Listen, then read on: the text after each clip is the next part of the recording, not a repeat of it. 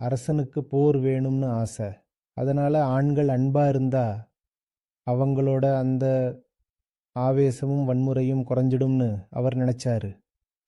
அதனால் இளைஞர்கள் எல்லாரும் போர் ரத்தம் சிந்தறது வன்முறை இதிலேயே அவங்களோட சக்தியை செலவிடணும்னு அவர் சொன்னார்.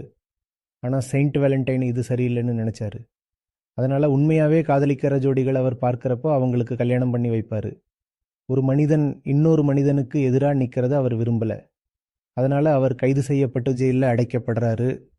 அங்கே ஜெயிலரோட பொண்ணு மேலே அவருக்கு ஒரு அன்பு ஏற்படுது. அந்த பொண்ணு பார்வையற்றவளாக இருந்தா, ஆனால் அவர் அவளுக்கு பார்வையை திரும்ப கொடுத்தாரு. இது ஒரு உவமை. இதோட உண்மையான அர்த்தத்தை நாம் புரிஞ்சுக்கணும். பாருங்க, அவர் ஒரு செயின்ட்.